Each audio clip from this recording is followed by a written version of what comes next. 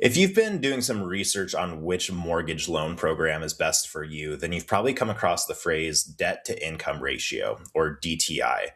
I've mentioned it a few times in my other videos, and honestly, I was going to wait on making this one, but it's come up so often that I think it's really important to talk about. Here, we're going to talk about debt to income ratio, what it is, how it's calculated, how it affects you, and just some tips and tricks to keep in mind. My name's Jordan. I'm a licensed mortgage advisor. Let's get into it. So your debt to income ratio is exactly that. It's a ratio that explains your monthly payments towards your mortgage and other debts and how that relates to your monthly income and that income before taxes. So on the mortgage side of things, we look at two different ratios. The first one being your housing ratio, or what we call a front end ratio. This is just your new mortgage payment and how that relates to your monthly income. The other one, the total debt to income ratio, or the back end ratio, is your new mortgage payment plus your other debt payments and that relationship to your monthly income. So some examples here, say you and a spouse were making $10,000 a month or $120,000 a year. If your new mortgage payment was $2,800 a month, then that ratio, your housing ratio, is 28%. If you had a $2,800 a month mortgage payment and $700 a month in other debt payments, so $3,500 total, that back end ratio is going to be at 35%. And your DTI is used a few different ways within the mortgage process. The first one being qualification for different loan programs. So conventional loans typically have a requirement of a 50% back end DTI ratio to be able to qualify for conventional loans. FHA loans, you can go up usually to around 47% for that front end housing ratio and around 55% for a back end ratio. There might be a little more wiggle room if you have great credit, maybe a higher down payment, but that's what some of the ratios look like. VA loans don't actually qualify based on your DTI. They look more at your credit score and if you need a down payment and those kind of things. So it's not set by the VA, but it might be set by the lender. And USDA loans are one of the most restrictive when it comes to ratios. So a front end ratio around 29% and a back end ratio around 41% in order to qualify for USDA. This is also how your loan officer is going to calculate your max loan amount. So a max loan amount would be the purchase price of a house that would take you up to that qualification number of DTI. So you can qualify up to 50% of your monthly income going towards your mortgage and other debts. And something else to keep in mind is if you're using a conventional loan, if your DTI is over 45%, you'll be paying a little bit higher for mortgage insurance each month. So what monthly payments are actually considered debt payments? Really, we're going to use anything that's on your credit report. So it doesn't include everything like your groceries or car insurance and those kind of things, but really your credit card payments or other loan payments like car loans, student loans, personal loans, those sort of things all show up on your credit report and they have a monthly minimum payment. So that minimum monthly payment is what's used to calculate your debt payment for these ratios. Some other things that might pop up on your credit report that you're not exactly making payments on. One of them is a student loan that's in deferment. With this, what the lender's going to do is they're going to calculate an assumed monthly payment for when you do start making those payments. So I have them written out here. I'm not going to go too deep into it, but usually 2%, 1%, or VA loans are a little bit less than that, with 5% divided over 12 months. So if you have a $20,000 student loan, the lender might be assuming that you'll be making a $200 payment, a $100 payment, or for VA loans, that payment's right around $83 a month.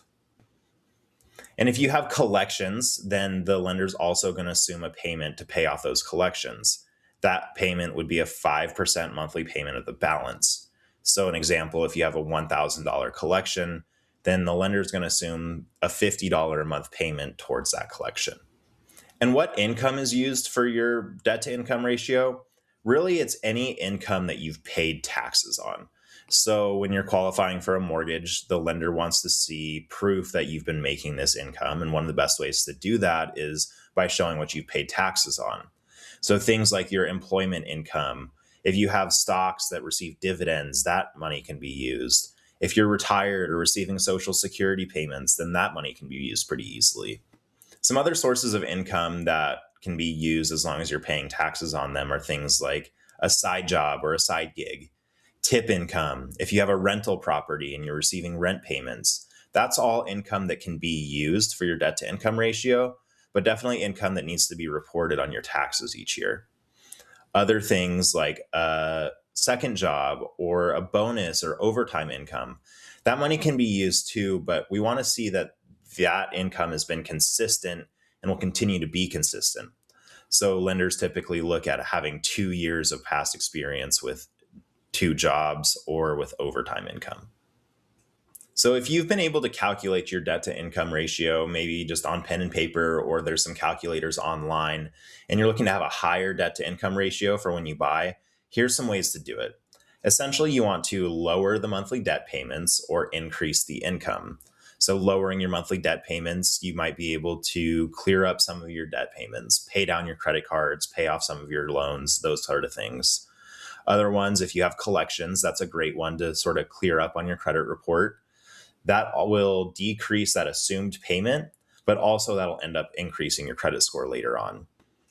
And one tip, if you have a loan like a car loan that might be eligible for a refinance to a lower payment, that's also another option. Again, these lenders look at the minimum monthly payment, and refinancing one of those loans might be helpful for you. Some ways to increase your income: you could increase your hours. If you work an hourly job, you've been part-time, working full-time would definitely increase your hours. You can look at additional income sources. Maybe you start a side gig selling Pokemon cards or something like that. That would be great, but keep in mind that they'll want to see that those taxes are filed and also that it's been consistent for about 2 years. And one of the last options we look at is adding a co-borrower. Having someone co-sign on your loan would mean that they're liable for all the debt payments as well, but that their debt to income ratio would be included in yours. So it would include their income, but also their monthly debt payments. Adding a co-borrower, there's pros and cons to it, and I'll break that down in a different video, but definitely an option if you have someone that would be willing to co-sign for you. And another thing to look at is simply lowering the monthly housing payment. So maybe you've been looking at a house that's just a little bit out of your price range. You could look for a house with a lower purchase price, or maybe it's a house with an HOA fee. And there's another one that's similar, but it has a lower HOA. Those are some ways to lower that monthly housing payment. Some advice that I want to give here is that lowering your debt to income ratio may or may not be a good option for you. So if you're doing it just to qualify for a bigger house with a more expensive payment, keep in mind that you'll still be liable for that higher payment. In the end, these debt to income ratios are not only to protect the lender, but to protect you from having a payment that would be too high. You don't want to go into a house poor scenario.